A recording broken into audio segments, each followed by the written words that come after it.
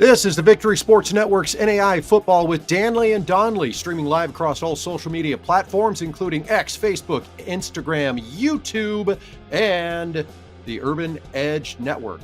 This program is made possible with the support of Huddle. Huddle provides the Victory Sports Network access to the biggest games in NAIA football every week.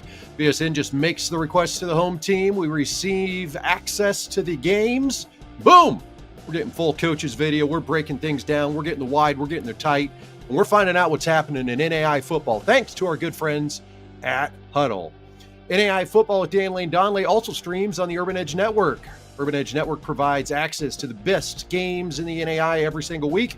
Download the app via the App Store and watch on your TV, phone, or tablet. The Urban Edge Network, leading the way with access to NAIA events and championships. And a little quick reminder, views expressed on this program, they're coming from myself and Pat Donley. They do not reflect the views of the NAIA or any of its fine institutions. All right, let's have a show.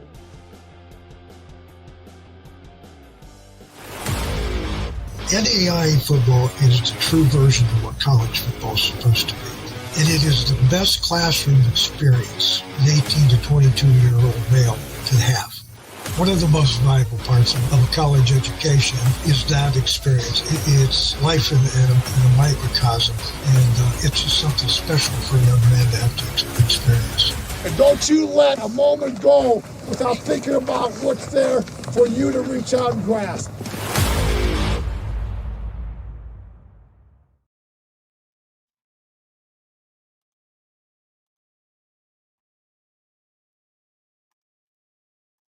This is the Victory Sports Network's NAIA Football with Dannelly and Donley. We're very happy to have you in for another week of NAIA football. Fired up about this one this week because, ladies and gentlemen, we had some great football games. We're going to jump right into the action. Then I'm going to bring Pat Donley in here in just a little bit to talk about what happened in the world of NAIA football. But let's run through a couple of these games real quick like here.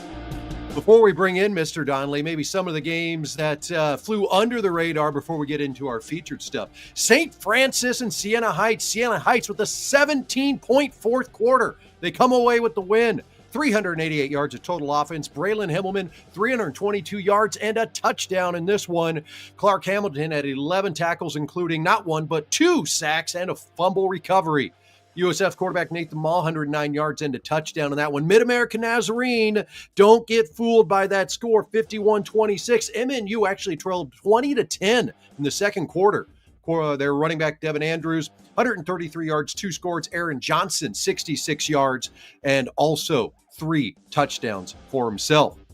Elsewhere in the NAIA, Missouri Valley and Peru State, we knew this would be a good one. 16-8, Peru State comes away with the victory. Missouri Valley putting up the defensive pressure, but couldn't pull it off in the end. Peru State puts 10 points on in the second half to get this victory. CJ Dixon, 195 yards passing, 34 on the ground. Their kicker, 3 for 3, 1 for 1 for PAT, 10 of the 16 points coming from the Bobcats kicker. Staples, 171 yards passing and 45 yards rushing for Missouri Valley. Rocky Mountain and Montana Tech. Coach Kyle Sampson and Chris Stutzream ready to do battle, and there's a lot of penalties in this game. A lot. We got a little flag happy in this one. Just saying. Like, it was ridiculous. 21 penalties, 227 yards. Wykees Johnson, 139 yards and a score. Got that score wrong on there, by the way. That should be like 34-23. Typo. That's why we go through that one fast. Hey, Missouri Baptist, we're trying to gauge where the Spartans would be this year in the world of NAIA football. Are they on their way up? Are they going to challenge Grandview? Are they going to push the fight? No, they didn't. They didn't. It was 21-0 after the first, 42-0 at half. Hey, they hung in it for a while. Made it look respectable in the end. But there's a reason why the Vikings are the number one team in the NAIA. 476 yards total offense right there. Jackson Waring, 197 yards, 2 touchdowns. Van Pelt, 32 yards, 2 scores. Toki, 2 catches, 95 yards. Not bad. Not bad. A little bit of, let's go back. Little bit of an upset here. William Penn improving to 3-0 on the season. They knock off Baker. in Baldwin City, Kansas. This was the site of the NAIA Clash of the Week. And Baker starts off the season 0-2 for the first time since 2010. 24-13, the final in this one. Destin Loring almost eclipsed the 200-yard mark. He had 3 touchdowns as well. The Loring kid, he can run. He can run with the best of them. A game I felt bad about not previewing last week because I screwed up and forgot they're on the schedule, and then I added it later on. St. Thomas and Lindsey Wilson. Well, turns out a game that we thought was going to be this huge featured game. Here we go. We're going to get things going. It was 38-3. It was 38-3. Start of the third quarter. Lindsey Wilson put it on him. They put it on him pretty good in this one. St. Thomas came back, made it respectable, 52-24. But Lindsey Wilson with 520 yards. 445 by St. Thomas. Devontae Sanders, Stephen Mack, both over the century mark in this one. Both of them had 2 touchdowns. That running game for Lindsey Wilson is for real. And we saw earlier this season, so is that pass game. And then the last one on here for kind of our upfront little featured games. Benedictine downs Graceland 21-7 after the first. Graceland they got back a little bit in this one, but Benedictine, just the better team. They come away with the victory 52-29 in this one. A very nice win for the Ravens. Jackson Dooley, 18 for 32, 269 yards and 3 touchdowns. Ugorji had 2 touchdowns. Graceland running back, Jabin Minor, 19 carries, 135 yards in this one. And with that said, that's a rundown of kind of the first featured games here in the world of NAIA football. To help me break those down and give a little bit of his opinion on that is my co-host, my partner in crime, the former offensive coordinator, the guy that's won national championships, the guy when he looks at football film, actually probably can break it down a little bit better than me and understand what's going on there. His name is Pat Donley. Mr. Donley, nice to have you on the program, joining us. I'm fired up for this one tonight, buddy. Yeah, I tell you what, I got to give you a ton of credit. Great job predicting the upsets. And it's kind of that time of year where we're into, the season here enough where it's like, okay, teams are starting to get established to some level. We're kind of seeing who are contenders and who are kind of pretenders a little bit. I'm seeing some interesting things that we'll get into. And obviously you broke down some of those scores as well, that it's really some odd scores. So I'm trying to get my lighting going here, Jay. I'm sorry. Yeah, I was going to say, down here. We got Ghost Pat in here real quick. I'm pasty, so this doesn't help. Yeah. Anyway, yeah. Just the 2 whitest white guys doing the white guy program. We're not helping ourselves out at all here. Real pasty. Yeah, here we go. Anyway, we'll figure it out here. We'll get her taken care of. But yeah, I mean, I wouldn't say I predicted some of the upsets, especially when we get into some of the featured games here. But there we go. A little better. There's my dopey face. Yeah. I mean, actually, no. White it back out again. It looked better. No, I'm kidding. But no, man, you're right. Like the some of those early games, like we knew, like, okay, that one could go that way. That one could get maybe this one this way. And turned out to have some pretty good football games yesterday. Any one of those ones I ran through that, like, just for you were like, whoa, what? William Penn Baker. Yeah. To be honest with you, I'm really excited for old Billy Penn, the old statesman, getting it going, doing well. Kind of scratching my head at Baker though. So I'm not sure is William Penn, a real contender in the Hart Conference, or is this like a thing where Baker's down? I'm trying to figure that out. Again, we're getting some other ones here pretty soon. But I think Baker. I did the pregame show on the Urban Edge Network, and I really got dug into Too Deep and guys coming back, and it's really easy for guys like you and I to look at a team like Baker and go, oh, they've got Truman Julesgaard back. He's been a multi-year starter. Like, all right, here we go. It's really easy for us to look at that and then not go deeper. But they are really young on the offensive line. Like, they've got a couple upperclassmen, but their depth is young. Kind of the same thing defensively. Like, they've got some really good standout players, but around them is a lot of young football players that have to get that experience that they didn't last year, because they had so many upperclassmen. William Penn is on the other end of that, where, hey, Mark Benavides came into William Penn, kind of recruited his own guys. I think he's only got 15 seniors on that team and like 9 juniors. So he was playing a lot of freshmen last year. And then, so he's got a lot of sophomores this year. He's got a lot of redshirt freshmen playing. So it's kind of 2 teams that are going like this with, hey, we got a lot of young guys, but they all played last year. And you got a lot of young guys and they didn't play much last year. Is that kind of the same as St. Thomas? And I'm trying to figure out, and Lindsey Wilson. Lindsey Wilson's for real, obviously now. Yeah. I'd like to watch Lindsey Wilson, but I can't be paying $10 every week. I'm sorry, it drives me crazy. I'm not going to spout off about that. But here's the thing: they're a good football team, obviously, and they are for real. I mean, they have to be with being Texas Wesleyan and now being, what we thought St. Thomas was a national contender. What's the deal here? I've not seen St. Thomas enough this season to give you an educated opinion at this point. Well, what are your thoughts? I look at St. Thomas and they're a team they've got to figure out their running game. They have not ran the football, at the level they did last year. And I always hate to, bring up guys that aren't in the program anymore. Rontavious Farmer graduated. He was a heck of a running back for him for a couple years, and they are trying to find a guy to step into that role. I think defensively, that line last year was really nasty, and they graduated some guys. So they've just got a lot of guys that are having to come into their own. My prediction was they would do that quicker this year. Obviously not. And to take nothing away from Lindsey Wilson, I think it shows like Lindsey Wilson, like they were really good last year and maybe didn't have their last 3 games go the way that they wanted to. And a lot of those guys are back, and they can run the football really good. They can throw the football really good, and their defense is pretty nasty. So I think Lindsey Wilson, I believe I predicted them 2nd in the Mid-South, Campbellsville 1st, and Georgetown 3. And, Lindsey Wilson, the way that they look right now, and not to take anything away from Campbellsville, because they also look really good right now. But Lindsey Wilson's they're like that early season juggernaut. They're that Indiana Wesleyan, from the last couple of years, where it's like, man, they are just beating teams and beating them handily. Yeah, fair. And I feel the same way about Campbellsville too. I think Campbell's a good football team, Jason. I tell you what, another week without Jagger Gillis, but production and offense. That was a fun game to watch them in Pikeville. I'm sure we'll touch on that a little bit here shortly. But yeah, there's some really good games, kind of surprising games you weren't maybe. I mean, again, you predicted there's going to be some upsets. They're going to happen, and I think that stayed true to form of what you said. But yeah, there's some teams that are surprising to some level. So yeah, we've got a lot to talk about, certainly. Yeah, a lot to talk about. Pat and I we talked this week. We actually talked more than like 15 minutes before the show starts. We actually corresponded at one time this week. Crazy, right? And we said, hey, let's try to change the show up a little bit, and let's hammer through some of the best games so that we can spend more time on the featured NAIA football games. So that's kind of our plan here today.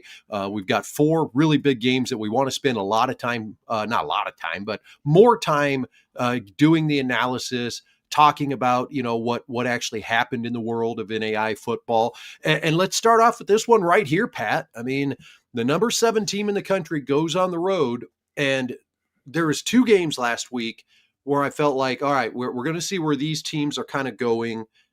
They had a good season last year. Are they for real? How'd they do?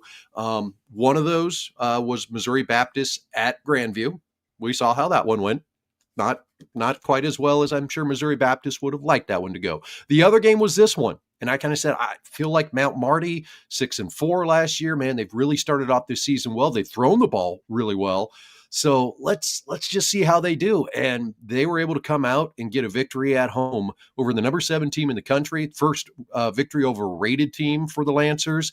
Their quarterback, Rugby Riken, over 240 yards passing, and this one had a touchdown, only threw 1 interception. I mean, this was a really, really well-played game for Mount Marty to come away with a victory and a historic win for them as well.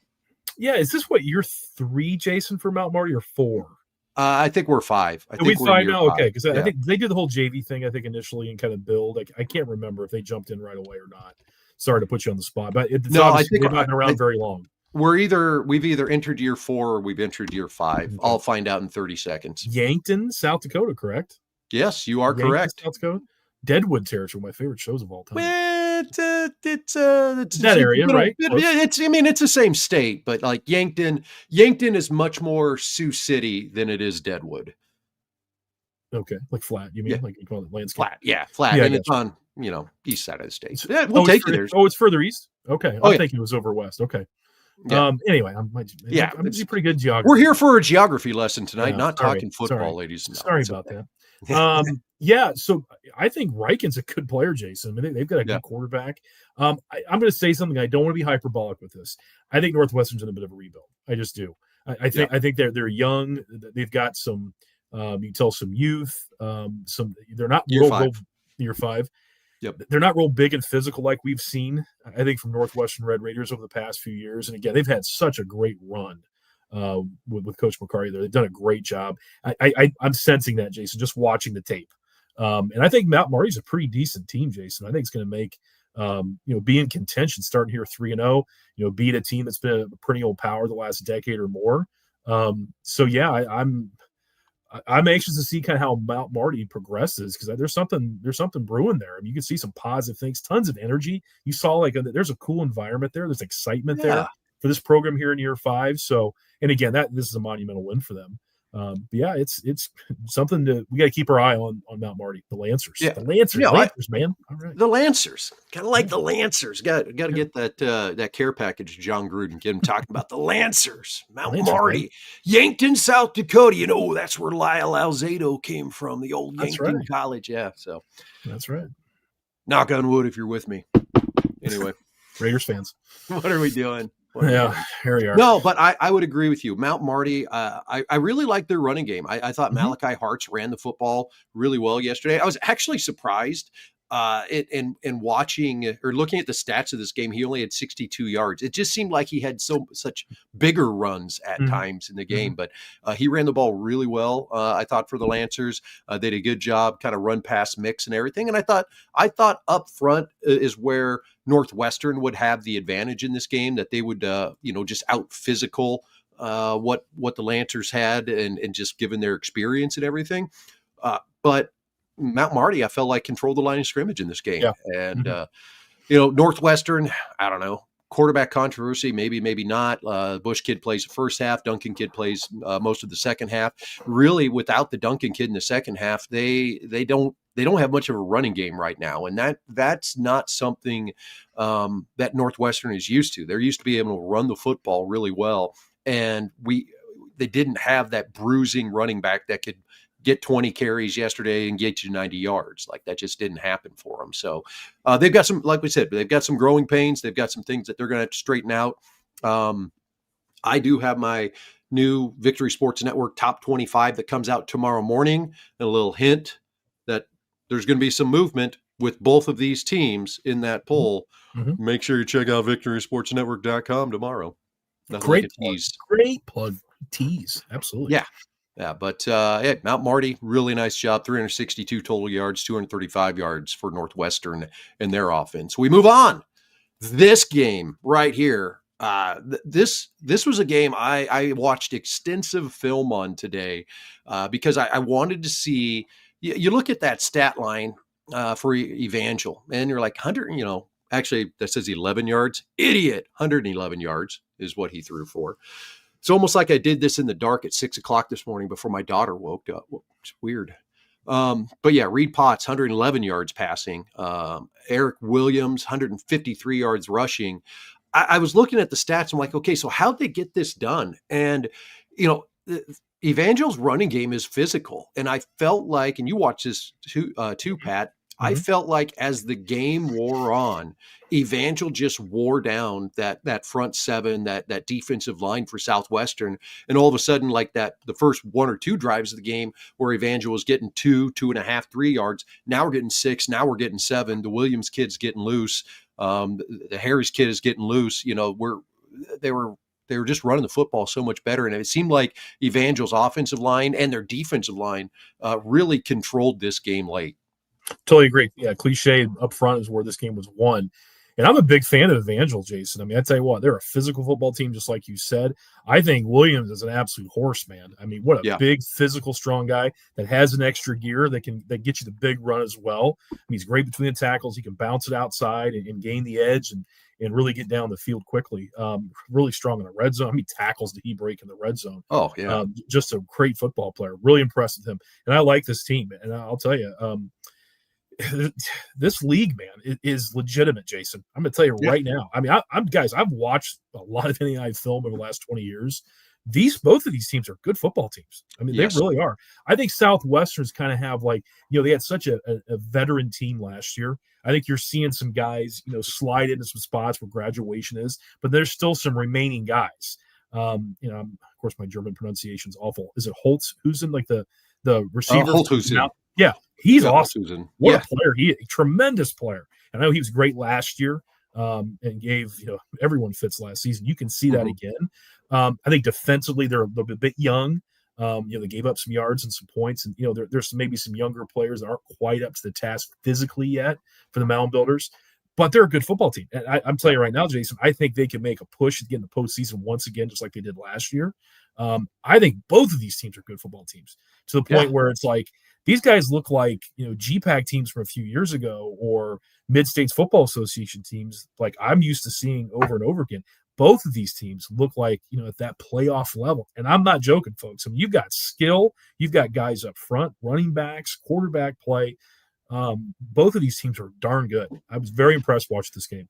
Yeah, I always hate to do comparative scoring because I don't think you get anywhere doing that. But the thing that kind of struck me this week, and let me get the exact score up here in front of me. So what struck me this week is last week Southwestern goes out and they beat Tabor 28-21. All right, that's a good victory. We knew Tabor would be pretty good. Tabor loses this week to McPherson 49-7. So is McPherson that good? Did we catch Tabor on a bad week? What all kind of happened there? And then, you kind of compare that in. Okay, so then Evangel only wins this by 11. Comparative scoring gets us nowhere, but it kind of raises your eyebrows a little bit to go, okay, so Tabor played within a score and took Southwestern down to the last minute. And really, Southwestern challenged Evangel this entire game here. And then Evangel pulled away in the fourth quarter, just out physicaled them. Mm-hmm. So there's a lot of questions. I don't have questions that we've got good football being played in the KCAC. But I have questions of who's going to step up and be the man? Who's going to step up and be the team that you kind of point to and say, okay, they're the cream of the crop in the KCAC. And right now, we'll have a heck of a matchup next week between Evangel and McPherson to make that determination because both teams are undefeated. McPherson has played very well the entire season. They've only given up like a score a game. So I'll be very interested to see how Evangel does when they go into that game. We'll talk more about that later on. But back to this one, was impressed with Evangel. I thought their offensive line got a good push. I thought if I can critique Evangel like this much, I felt like their mid-range passing game, the passing game kind of in general, maybe isn't as efficient as it needs to be right now. And I don't know if that's just guys not finding themselves open in coverage. But there was a lot of times where it felt like, Reed Potts, saw the first couple progressions and then was, dumping things short, hitting stuff out of the backfield. And maybe it was designed to try to run everybody off and get it to Williams out of the backfield because he had 6 receptions and 20 yards and a score in this one. But if we got a lot of season left, if they can improve, it's probably get that passing game a little more efficient, as Potts threw for 111 yards. Make that clear that I have a typo there. Any other final thoughts on this one? They took some shot plays. I mean, I know what you're saying, kind of intermediate game, the 12 to 20 yard area in that range. I'm with you. They're a bit bootleg team, obviously, with the running game with Williams. It makes sense. And I think they did a nice job, I thought, in the red zone with some bootleg game and things of that nature. And you're right. There's a lot of design, swing passes that are, basically de facto screens to get the ball Williams on the perimeter. You saw a lot of that from them as well. Getting him touches as many as he can. That's a good move. I'm all on board with that. Get that guy the ball. So yeah, I would agree with you. Probably intermediate game. I like the shot plays. I think they got a couple guys that can go get it. Some big plays. And I'm with you on that. But I think it's a good football team. And just the physicality. And I think what took the game over was certainly that on both sides of the ball. Yeah, I feel bad for the coaches this week because the coaches have got to do their top 25 and they've got to figure out where they're going to jockey things around. I've kind of jockeyed my top 25 around, and there's going to be some movement with these two teams in that top 25. And I don't do like the also receiving votes because, frankly, that I'm the only one voting for him. And like, maybe I could be like, oh, here's consideration. But there's a couple teams, there's probably 5 teams in NAIA football right now that aren't going to be in the top 25 that are right there. And we're in week 3. Everybody calm down, pump the brakes, realize we got a lot of season left. We don't need to worry at all about who is rated in week 3. Let's worry a little bit more about 7, 8, 9, and then also how the NAIA football index plays out as we get later in the season. Moving onward, this one, whoo, baby. You and I both watched this film. I watched the second half live of this one. I was able to catch the second half live and then went back and watched the entire game film. And I tell you what, man, the Fire and the Eagles have got some speed on both those teams. And the Fire, they've got themselves a running game, man. Yeah. Talk about watching the game and fast forward. I mean, talk about speed all over the place. From the second level on the defenses and secondaries to the guys run the football and the guys running routes, the guys cover. I mean, just speed everywhere. I think even I'm going to say Southeastern's offensive line is mobile. And they do a lot of gap schemes, pulling people, quarterback +1 run game. Great quarterback. What a great running quarterback is Michael. Is that correct? He's a heck of a player. Yeah. Really good player. Dual threat guy. They do a great job utilizing his talents as a runner. But yeah, tons of speed. And you're absolutely right, Jason. You just watch this film just as a general fan say, man, this game is fast. And it certainly was. The Giles kid, the running back for Southeastern, I sent you a clip. I'm like, watch play. I can't remember what it was, play 47 or whatever. And man, he had a back-breaking run, just got through contact, had speed, got through 2 other guys, 15 yards down the field and went in for the score. He's an exciting player to watch, Joket Giles. For Southeastern. I mean, he had 127 yards in this game and 2 scores. Their running game is for real. And I thought their passing game, so if we go back to last year a little bit, where maybe Southeastern had separation from the top half of their conference and from the top half of the NAIA in the top 25 is I didn't feel like their passing game was very efficient. They threw the ball if they had to, a lot of 8 for 19, 8 for 21 passing days, 8 for 11 in this game. Really efficient, really nice. Found some wide receivers open down the field, connected on some big plays. I thought Michael did a very good job for Southeastern to kind of, take the Fire as they try to take that step forward in their conference and in NAIA football this year. Hate to put you on the spot. What did Michael have rushing, Jason? Do you know, or roughly? I think it was right around 50, 60 yards. Yeah, I want to that's say. about right. Yeah. Very, very effective in the +1 running game. I hate to be the cliched, nerdy guy that makes comparisons, but he's kind of like that Lamar Jackson type guy. That's a dual threat guy, great athlete. I mean, this guy in a 40, he's going to be, sub 57 yards. Yeah, I mean, he can really run. I mean, you're talking that guy takes off, he's going to run past people. Great athlete. Again, I love how they utilize his talents. He's mobile enough. They're going to move the launch point, get him on the perimeter, and he takes off a lot, which I would not have a problem with, coaching this guy because he's definitely a threat and a weapon. Taking off, drop back passing game. If something's not there, take off. And then obviously the +1 running game where it's designed, they do a great job with him. And I think this team, Jason, is going somewhere. And I'm going to say something about Reinhardt. I think Reinhardt is insanely talented. Yes. You're talking speed. You're talking physical. The bodies look good. I mean, my goodness, on the hoof. I mean, they're just look great. The issue is, Jason, they can be sloppy at times. I'm just going to tell you. I don't think had moments of tackling poorly. I'm going to tell you right now. I think, and again, there were so many great runs by Giles and things like that. I get that. It's also a couple that was some bad tackling. I think there were some poor angles that were taken, some run fit issues with some safety supports and things like that. Now, with that being said, the Fire did a good job in the way they attacked and deployed the running game, attacking all the different gaps and pulling people around, getting numbers at the point of attack. There were some challenging things there for Reinhardt to sort out from a run fit standpoint. but there were some challenges. I'm just going to tell you, there were some issues there that I think they've got to sort out. Again, improving tackling and shoring up their run fits, because there were some just gash plays in the running game that really hurt and kind of broke the Eagles back to some level. But that being said, man, they talented. They got players and some things that can get fixed, I think.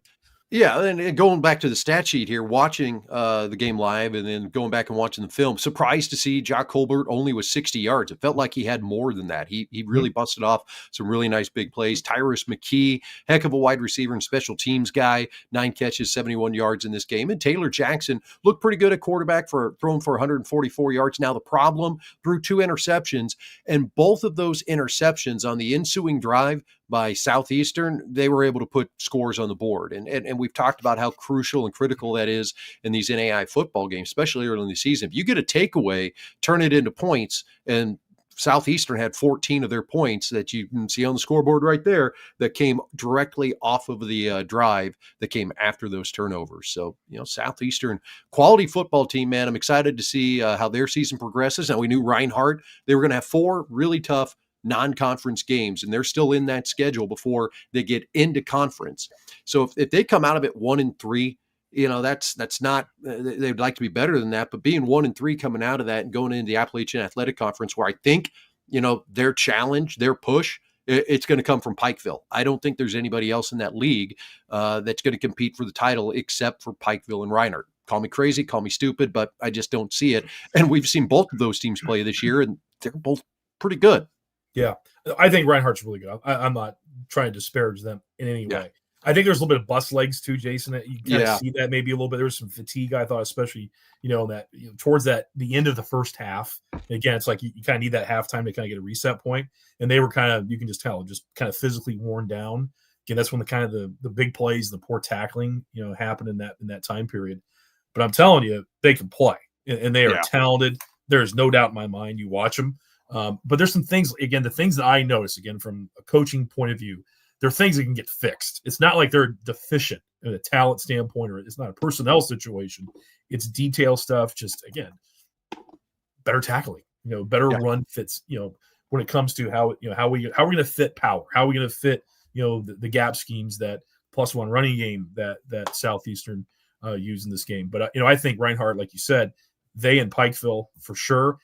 I'm looking forward to where Southeastern's going to go. St. Thomas, maybe are they quasi rebuilding? Is it them and Kaiser now, meaning Southeastern and Kaiser now in the Sun Conference? Kind of seems that way to me, maybe, just from kind of where we're going right now and watching Southeastern now on film.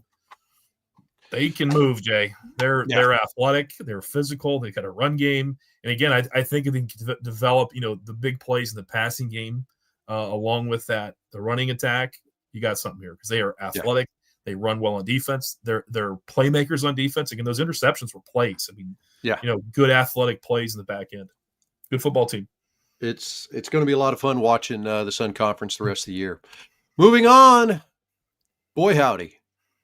Did you how much of this one did you get to watch? Did you get to watch any of this one? Oh, the second half live. I didn't get a chance to watch. What a game.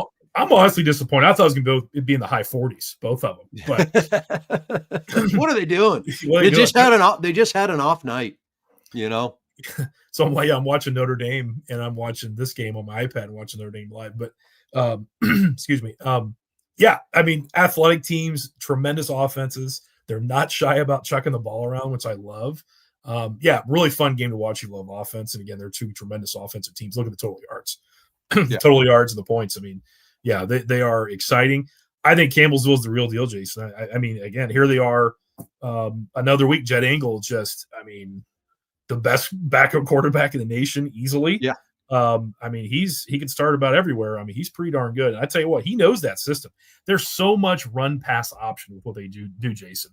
I mean, Engel, those quarterbacks are riding the football in the run scheme, and they're looking at a defender. If they've got an opportunity to pull and throw off of that defender's reaction to the run, they do it. And that's not easy to master. I mean, again, everyone's doing it now. I get that.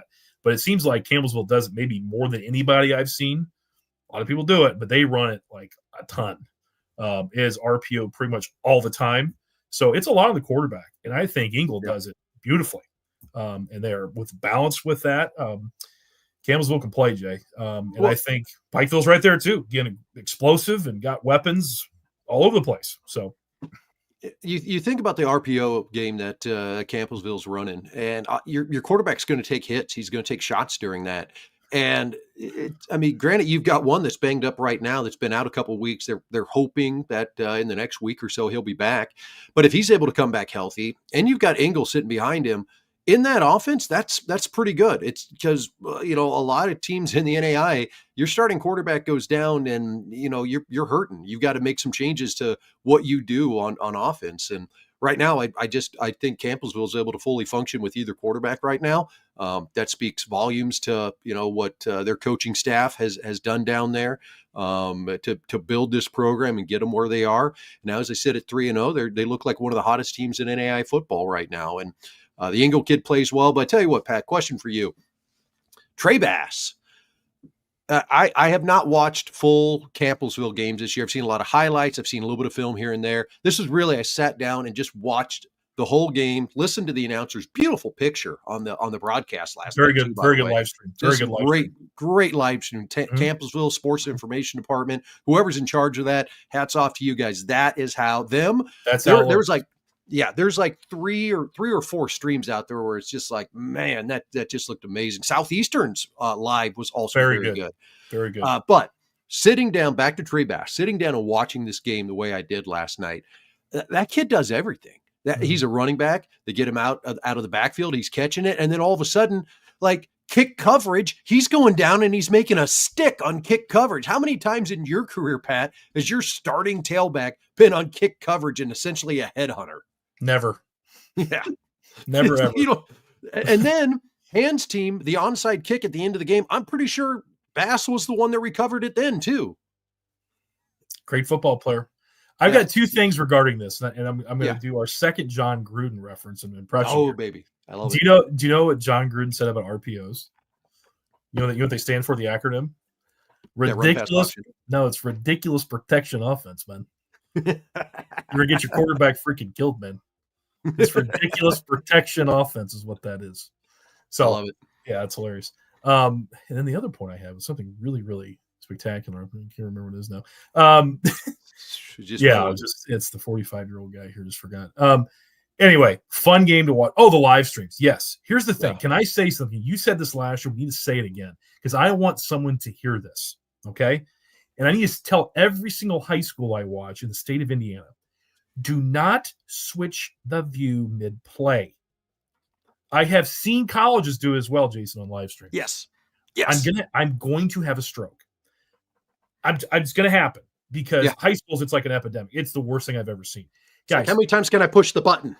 It's like, just because you can do it doesn't mean you should. Okay. We want to see the play in its entirety on the one angle. Okay.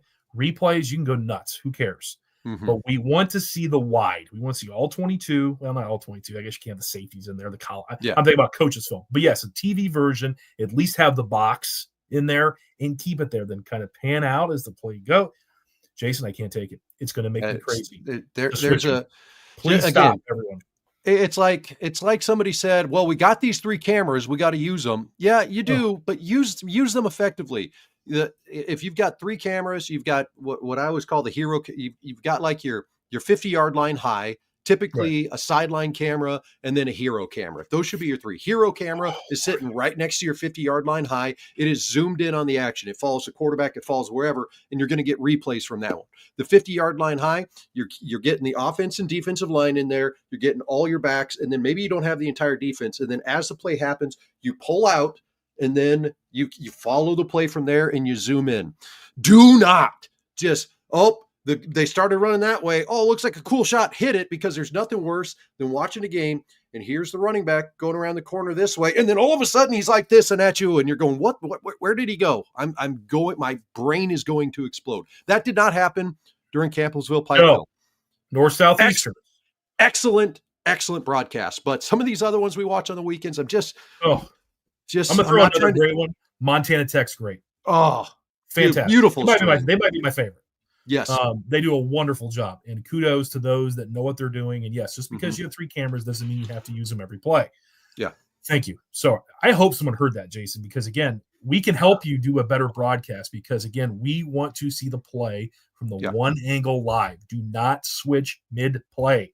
Ever. You don't have 25 cameras where you can just alter the angle just a little bit, and now we're zooming in from this side, and then we're like you don't have you just don't have it. Keep it the center high. Anyway, back to this game. Sorry, I'm done. I want to talk about Pikeville real quick. I was impressed with how they played offensively. They're a physical team. Their offense and defense, gets after it on the offensive and defensive lines. I mean, this is a really, really good football team.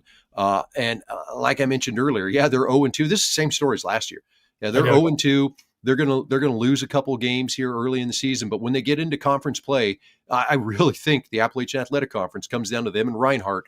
And they're playing quality football. So throw the record out the window. One of these teams is going to make the postseason. We're going to hear it. How can a 6-4 team? Blah, blah, blah, blah, blah. How can a 7-3? Blah, blah, blah, blah, blah. Go ahead and play them. See what happens. Because I would not want to get Pikeville or Reinhardt, and in this case, Campbellsville, right now if the postseason were starting. But we're 3 weeks in. Let's not overreact.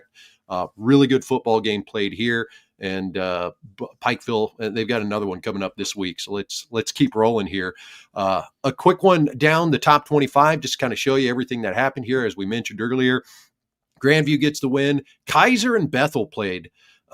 This one was forfeited due to weather and travel arrangements. And I've heard a couple different things, nothing really official, but like basically the delay happened. And because the delay happened, it was going to push the game back far enough to where Bethel wasn't going to be able to make their flights back home.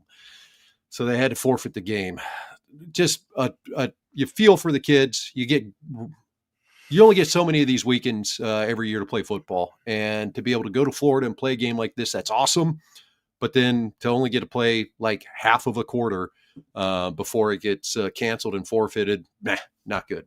Not good at all. That's an expensive 7 minutes of gameplay. Yeah. Literally. Like thousands upon thousands. I wonder how much more a charter would have been. At least you have some control in a charter situation. I don't know. Yeah. Or just get an extra bus and do a two-day trip, stay in Valdosta, then finish the rest of it, the next day. I don't know. Seems odd. I'd like to have seen that game to be, I think it was interesting. At least I watched the first quarter. I had it on my TV. I was watching it, and then that was kind of the end of it. Moving on through the top 25, we'll get through this quick. Indiana Wesleyan trounces Judson. Northwestern loses to Mount Marty. St. Thomas loses to Lindsey Wilson. And this is the coaches' top 25, by the way, everybody. So they'll come out with a new top 25 on Monday morning tomorrow if you're watching this live. So you're going to see some major changing here. I think you're obviously going to see Northwestern, St. Thomas drop out of the top 10. You're going to see Texas Wesleyan drop from where they're at because of their loss that they had to Lindsey Wilson. And I'm going to be honest, I kind of checked out a little bit of film on the University of Texas Rio Grande Valley, who they've got this week, who is a first-year FCS program. I thought maybe this could be a year Texas Wesleyan could get them. The Vaqueros are playing very good football right now. So that's going to be a tough game for Texas Wesleyan. Montana Tech. Yeah, it's a good place to recruit from. Yeah. Montana Tech and that win over Rocky Mountain. Friends, Blanks, Bethel. Holy cow. That was that just running the ball, baby. Running the football. They're good. Dickinson State over Montana State Northern. If anything, you see Northern playing a lot tighter to teams this year. So good for them, seeing some improvements from the Lights. Southwestern with the loss. We talked about Mid-American Nazarene in the open. Baker with the loss. Southeastern with the win. Ottawa, Arizona, 28-7 win over Nelson. And then Dort blanking Doane. Dort, in their first couple of games this year, they've impressed me. I'm changing my tune a little bit on Dort. I felt like their defense was going to have to come around. Granted, they haven't played the top competition in the GPAC, but the competition that they've played, they've handled in the way that they should if their defense is going to be a quality defense this year. So real nice start to the season to the Dort defenders. And where am I going here? There we go. Just pushing the wrong button back and forth here. All right, the final part of the top 25.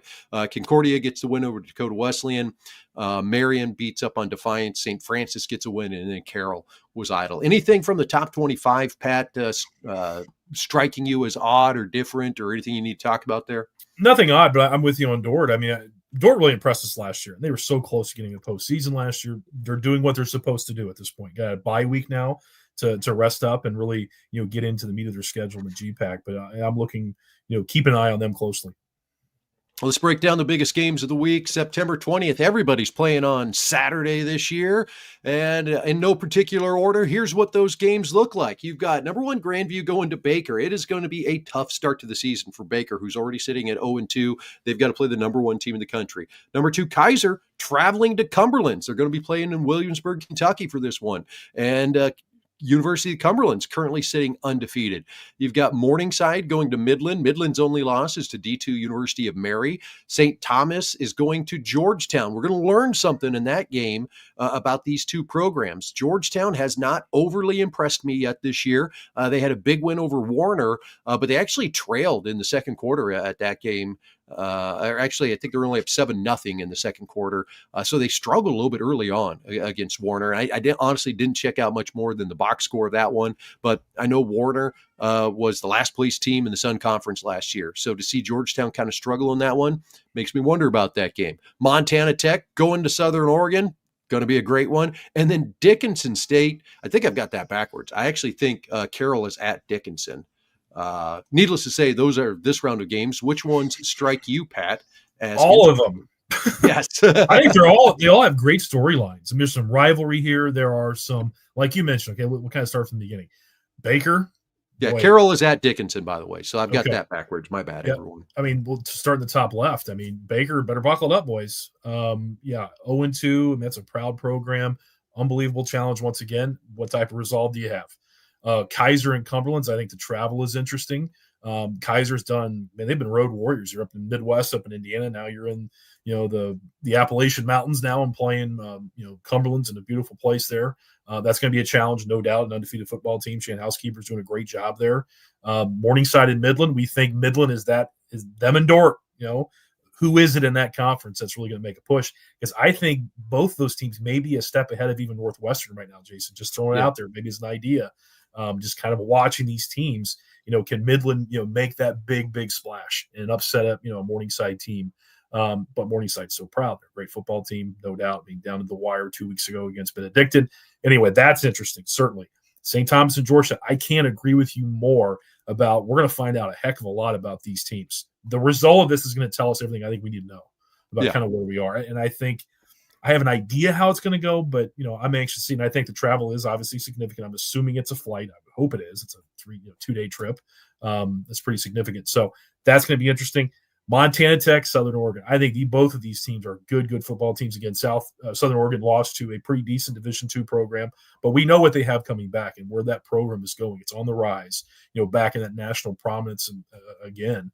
And I'm a fan of Montana Tech, no doubt. I think what they've done thus far is maybe as good a resume as anyone in the country up to this point, in my opinion. So good. That's an unbelievable matchup there.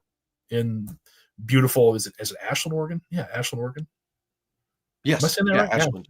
Ashland. Ashland, Oregon. Yeah, beautiful spot. And Dickinson State Carroll. I mean, with perennial playoff teams, over the years and had the great history. So every one of these games just have, some cool storylines and maybe some tradition or some, the results is going to be very, very telling of where the programs are going into, towards the middle part of this regular season. So great slate of games this next week. Yeah, so Carroll College traveling to Dickinson State. As I said, that's a typo. Just a short 4.5, 5-hour drive for me right down the interstate. I could be at that game on Saturday. I'm not going. I'm sorry. Dickinson also has a very nice stream. I'll tell you that. I will be enjoying that stream on Saturday instead of making that drive. My apologies. I do like Dickinson. Dickinson is a fun town, man. I've been out there for work a bunch, and they've got a really nice atmosphere. And a proud program, a historic program. I believe they're actually celebrating their 100th year of football this year. And there was a book written about the 100 years of football that can be purchased. I think it was Jim Dahl that did it. Anyway, he's a longtime guy out there, but a whole bunch of people have contributed to it. I actually had a drone shot I took at their football game last year against Rocky Mountain that I think they utilized as one of the photos in it. So Carroll and Dickinson, that's going to be a fun one. Montana Tech, I feel like where they're at right now, going on the road to Southern Oregon. They didn't. If I remember right, last year they did not fare well when they traveled out there. Mm-hmm. But this year, I feel like the way that things are going with them, and I'm hearing Southern Oregon, they were a little banged up going into Western Oregon, maybe a little banged up coming out of that. They had the off week here to get healthy. So I think that one's going to be just an absolute slobber knocker.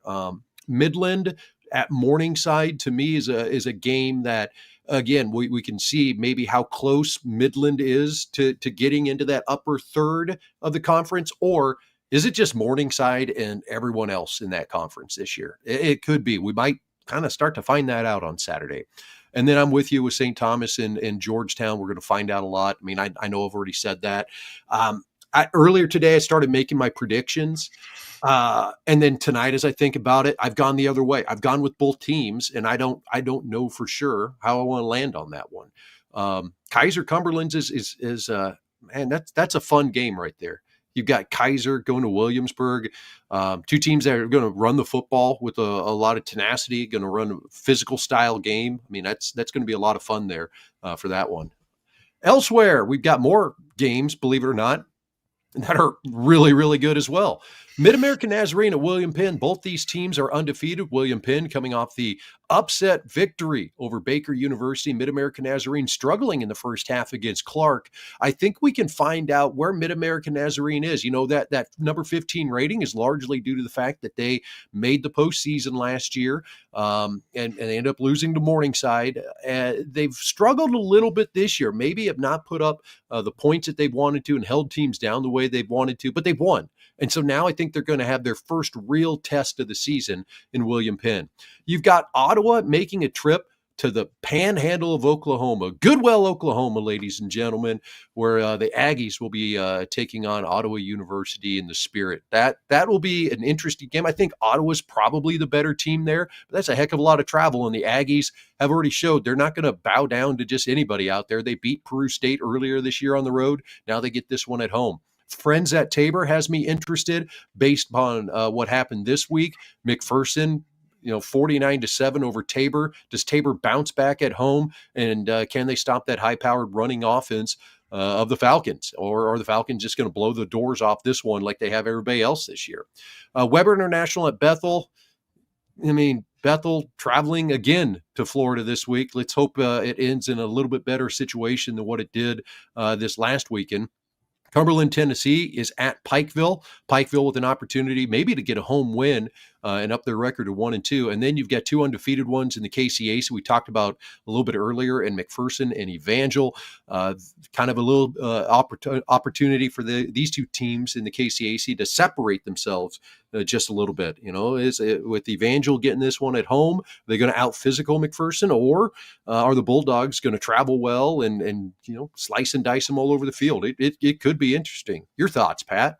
Yeah, stay on that game. I want to see Evangel in a second week of physicality. I mean, I thought that game was incredibly physical yesterday with Southwestern. So, how quickly can they recover, get the bodies, feeling good once again to battle, McPherson, because there is no fear in McPherson. You know that. If you didn't know that, to those out there. That's going to be an interesting game because I am a fan. I really am. Watching Evangel, I think, again, the running game, physicality, there's some good things that I saw in this game yesterday. So I'm anxious to see this one. And I'm anxious to see Mid-American Nazarene and William Penn, an undefeated William Penn Statesman team hosting Mid-American Nazarene. I think it's very interesting because I think William Penn now, they're in contention now, talking about top 25 team, 3-0. And this is the one, if they're not, this is the one, if they can knock off Mid-American Nazarene, they certainly now are in the top 25 without question. So they're right there, Jason. Those are the two games that I'm most interested on the board here. One more real quick. I'm going to tell you, Jason, real quick, just because I've been pumping Mike Gardner's tires for a while. I know they had a tough one yesterday, but I'm telling you, against that triple option system, that guy's going to have all kinds of crazy stuff for them. I'm telling you, he's going to get that defense, at least schematically. I'm not sure about, man for man, the personnel part of it, but I can guarantee you he's going to give the Friends triple option attack fits when it comes to schematics. He's going to get some crazy stuff going on, the old mad scientist out over there in Tabor. I'll do the same thing. I'm going to talk about Oklahoma Panhandle and Ottawa, Arizona. Ottawa, Arizona is a sleek offense. They do a lot of things really good. They run the ball well. They've thrown the ball pretty well this year. They're going to the Panhandle of Oklahoma, and the Aggies are a physical football team. If the Aggies can get things going on offense a little better than what they did against Peru State, they'll challenge Ottawa in this game.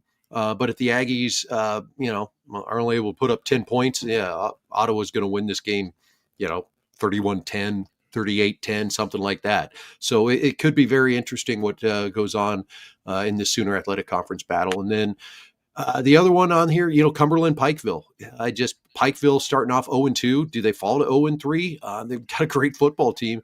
They've just played some really tough competition. And, we've seen Cumberland earlier this year beat Reinhardt, who's a really good football team that just lost to Southeastern in a great game down in Florida. So a lot of good football being played this week. And that's 12 games. I mean, look at that. That's 12 great NAIA football games.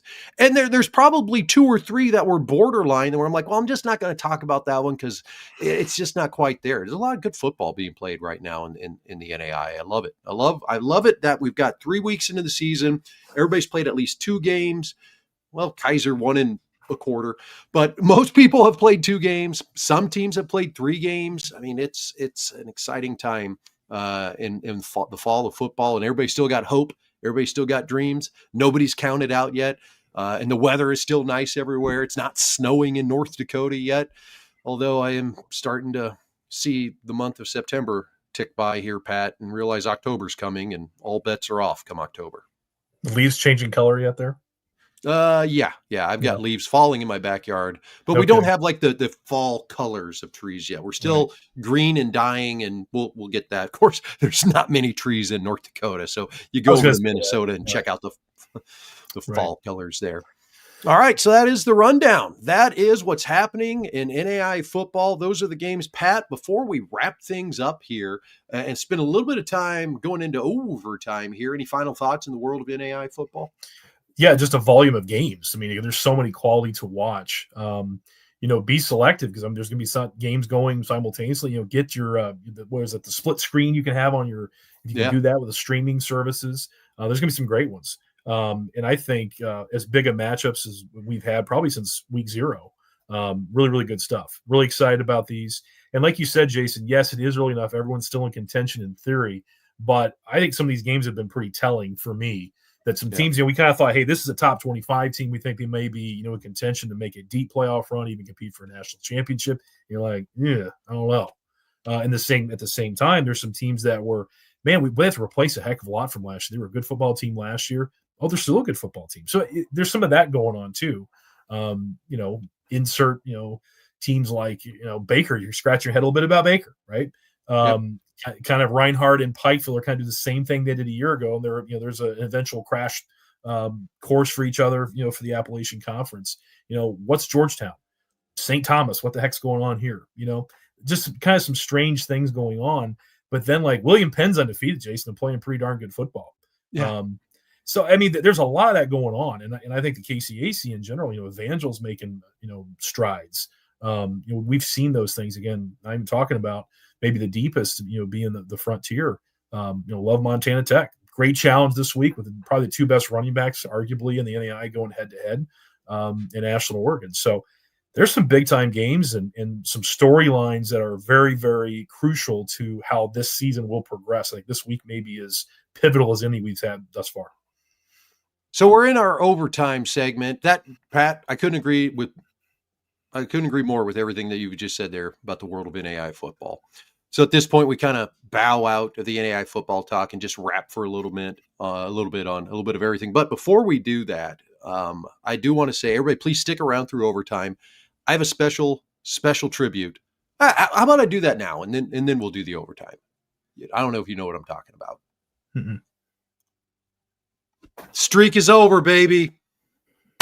Yes! The streak is over for the Madonna Crusaders. 41 straight losses. They have never won a game on the field. 557 total yards. It wasn't a doubt in this one. Madonna comes away with the victory. Huge win for the Crusaders to finally get their first win in program history. Because Jason, Yes. I got to do something real quick. Hold on. Yeah. Life is a mystery. Everyone must stand alone. I hear you call my name, and it feels like home. Like a prayer, Madonna. Come on. Yes, I'm with you. I'm with you. Hey, how about this? A little moment of zen for you. Love it. This was the go-ahead score for Madonna that put it out of reach for Olivet, barreling through the end zone. Touchdown. We've got some joy. We're hopping around. We're happy. We're bumping chest. We just went up 43-28. We win this one 45-28. You can feel the excitement, people getting happy, and then the sidelines as they come off. Time expires. Jubilation for the Madonna Crusaders, getting the first win in program history. I don't often just openly root for NAIA programs, but since this was against a Division III school, eat it, Madonna with the win, baby. I mean, I'm seriously happy for Madonna. I feel bad because you have to report on a losing streak when it's that long. It's over. We don't have to report on it anymore. It's not them anymore. Madonna 1-1, baby. They're at 500. This is kind of like overtime to some level, because I was involved potentially in the very first game of Madonna University's football history during COVID, Jason. They started football during COVID. And I'm not joking when I tell you this. The game was scheduled. This is now, so obviously the fall was shot. That was done. Rotate to the, roll around to the spring of, I guess it'd been 2020, COVID-19, 2020. Spring, that goofy, spring season. And they had to cancel the game like 3 days before. It'd been their first game in program history against us at St. Francis. So you're talking about a program that just has not had a break at all in starting football. You start football, collegiate football, during a worldwide pandemic. I mean, it's been a disaster, right? So literally, they have been treading water, battling, climbing uphill, wherever you want to call it, for a long time. And yes, good group of guys. You're excited for them. It's in a cool part of the Detroit Metro. Couldn't be happier for them. And every time we play them, Jason, I'm a music guy. I always sing like Madonna songs all week. I'm a kid who I was born in the 80s and grew up in the 80s and 90s. So yeah, just a little Madonna song there. But anyway, congratulations, Crusaders. Fantastic. Way to go. Excited for Coach Brenton Gominski gets the first victory of his head coaching career with Madonna. So just, again, extremely happy for these guys. I mean, the monkey's off their back. They're just another football team now that's trying to win games. And there's not this like, oh, are they going to win? Oh, are they going to win? Oh, they lost again. Let's say no. Now they're 1-1. They get to move on. Now they play the University of St. Francis Joliet on the 27th is their next game. I believe they've got an off week here, and then they continue to get into conference play and everything like that. So they're going to be partying in Livonia, baby, for a full week, relishing in this win. That's awesome. Well, good for them. It is really cool. Yeah. It is. Yeah. I'm kind of tongue in cheek the whole thing. Seriously, it is the worst luck I've ever seen for a program start. No. I mean, just awful. Absolutely. Had, I think 3 coaches now, or is it only a 4th coach in 5 years? I mean, it's at least 3. It's at least 3. And it's been real challenging there. So yeah, it's a great place, cool campus. I mean, it's just one of those unfortunate things. The timing of how things started were just couldn't have been any worse. So good for them. And Madonna athletically, like across all their programs, they're pretty respectable. They're pretty good. So this is just one of those things that gets the ball rolling for them. So good for them. Hey, you mentioned music. I was on my lawnmower today, mowing my yard, driving around, and I was listening to some music. And I've got this workout playlist, which you can imagine is just straight hard rock. That's what I listen to when I work out. And as I was listening to it, I thought of a question to ask you in the overtime segment tonight. And that is, what musically for you, if you think back to like who some of your favorite artists are that are good, they're really good. Like right now, you just can't do them. You got to skip them for some reason. Like you're just like, I know that's good music, but right now I'm not feeling them. It's a lot. I could probably have a whole other show on this. Oh yeah, I am a music guy, big time. I play music. I'm a guitar player. I love rock and roll. I mean, I have the musical taste. I'm 45 almost. Jason will be 45 here in November, but I have the musical taste of a 75-year-old man. in that I love classic rock. I love the Beatles, the Stones, Led Zeppelin. I mean, all that kind of stuff, right? And then I also grew up in the the 80s and 90s, so I love all that rock stuff. I love all the grunge and all that kind of stuff too, Metallica's and Guns N' Roses and all that. But anyway, I will tell you, I have heard so many of these classic rock songs. Your Stairway to Heavens and insert songs from Leonard's. I don't have to hear Sweet Home Alabama ever again, Jason. I've heard it. Correct. Or Freebird. I've heard it 2,000 times. Same with Whole Lot of Love and Stairway. I've heard them literally a million times. So yes, to answer your question, the long and short of it is yes, I will skip the iconic rock and roll songs because I've heard them so much. I don't need to hear Bohemian Rhapsody ever again. I love it. No, I'm with you. Hey, it's a work of art. A side note, when I went to Concordia Mayville last weekend, or actually not this Saturday, Saturday before, Concordia came out to Immigrant Song. Cool. That was like, all right, that's a little different, but I like it. The reason that got me thinking about it today is I had my workout playlist on as I sat on my riding lawnmower. That makes sense. Workout playlist. Right. Sure. I needed to have the rider out today though. But as I was going through that, I found myself skipping the Foo Fighters. I was just like, no, not right now. Like I like the Foo Fighters, but I can only hear "Learning to Walk Again" so many times. Can I tell you something? I'm going to be horribly controversial. And I love Dave Grohl. I think Dave Grohl is one of the most brilliant drummers of all time. And I like Nirvana. I like Nirvana as much as any other 45-year-old man would. Grew up in the era, liked Nirvana. I think the Foo Fighters are horribly average. I'm really, I grew up late 90s, early 2000s. Like that was kind of, I got to fly here. That was my thing. I was kind of like, good. But now, like, here I am in 2025 and I hear it come on. I'm like, now I'm gonna get the best of you. Yeah. You'll hear it so many times. Yeah. That after a while, you're just like that. So that was kind of like that's what sparked the conversation to say, what else is there for you, Pat? What are you just listening to now that is good, is popular, but you're just like, it's just a classic rock song. I mean, just the songs I've heard so many times. And again, so now I go to deeper cuts. I still love, the classics. I love all the great artists, but I'm listening to, the beat would be considered the B-side or, the deep cuts or whatever of certain bands. I'm into that kind of stuff. And I'll tell you what, this is the fun thing, just to talk about music since we're on the topic. As the team manager for the hockey team, okay, I am the game day experience guy. So nice. I have the aux cord, baby. I'm the one running the music. Okay, nice. Not just the locker room. He has his mom's playlist for that. The boy, I run the game music, and I've got a great mixture. We're going from the Temptations, Jackson 5 to Metallica and Guns N' Roses. Man, Alice in Chains was a huge fan. I was a huge Alice in Chains guy. Anyway, huge. So literally, I run the gamut, and I'm telling you, even I'm not a country guy, but I have like kind of the country songs to make the women all happy. Anyway, some of the club songs too. But I had, Jason, I'm going to take pride in this. I had multiple parents go, Pat, your playlist is on point.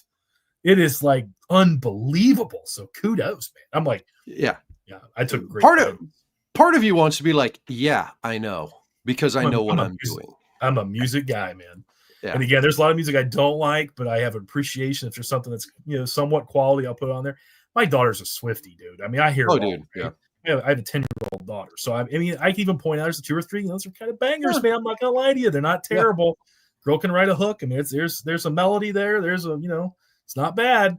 A lot of respect for her. Love what she does as a business person, how she carries herself, how she conducts her business. The music's just not for me. Like I can hear a song being like, oh yeah, okay, yep. But she's a billionaire with a B. Ooh. So she knows what she's doing. Billionaire with a B. Yeah. There's only like 2 in the world of musicians that are billionaires. Her and like Paul McCartney. That's it. Yeah, that's it. And Rihanna, Jay-Z, I think is. Yeah. But there's not many. That's pretty successful. So she knows what she's doing. But yeah. It's kind of funny though. I was literally, I just felt like, it's like, this is like my time. I even have a goal song. I mean, I've got it all picked out. I've got the horn going. Big game day experience guy, man. That's my main task of the team manager. So the other one, I'm a little bit embarrassed to admit. But like, I tell you, man, from 2008 through 2016, I absolutely love this band. Saw them in concert. Their concerts were awesome. And then they kind of started changing their sound, and then things just started changing within the band. And then I was just like, I don't think I could do it. Mumford and Sons. I went, I tell you, dude, in concert, it was an experience. I saw him at the Gentlemen of the Road Festival in Guthrie, Oklahoma. It was awesome. Saw him in Iowa at another Gentlemen of the Road show. That one was in Waverly, Iowa. Great show. But then and now I'm just like, if I hear anything by him, I'm just going. Yeah, it's a little folky, folky. When I hear people talk about, it's like, buddy, did you go to like the Ed Sheeran concert? Did you go hear the Lumineers? I'm like, you couldn't give me free tickets. I'm like, are you kidding me? Like, you're going to go there and like, it's just like, just hang out. And it's real soft and melodic. And like, yeah, I'm not saying it's bad, but it's like, you got to give me something that's, need a little juice, man, need something. So I'm not saying I want to hear like, Pantera the whole time, but like, you know what I mean? Like I got to have, something to give me, anyway. The whole folky thing, and I love acoustic music, but I like a rock band that does acoustic. I don't want to hear acoustic music for 3 straight hours. I'm not doing that. So I follow that's you. That's just me. That's just me. All right, good overtime segment. We should probably wrap things up here. Music, food, music, sports. Those are the things we talk about right on the overtime. Yeah, absolutely love it. NAIA football for an hour, and then a couple minutes for Pat and I just to chat a little bit here and add a little entertainment value to the show. Maybe get some extra clicks, get some extra subscribers. Hoping that we need some subscribers. We're a few away, right, from a milestone. We'd like to get to 500. I think we're at 450 something now. Views are up. Viewership's good. People watching on the Urban Edge Network. Yeah, man, I'm happy with how this is going. I mean, we literally started it and said, I don't care if one person watches. Just Pat and I get a chance to talk some football. So here we are. All right. So we're going to wrap things up. He is Pat Donley. I am Jason Dannelly. This has been NAIA Football with Dannelly and Donley. Check us out next Sunday night, 7 o'clock Eastern, 6 o'clock Central. Tomorrow, the Victory Sports Network NAIA Football Top 25 comes out. Tuesday's Chip Picks. Wednesday is going to be the Around the Nation article, plus a whole lot more NAIA football throughout the week. Make sure you check out Victory Sports Network for VictorySportsNetwork.com. He's Pat Donley. I'm Jason Dannelly. You have a good ones, folks. Get on out there and enjoy some NAIA football. We'll see you.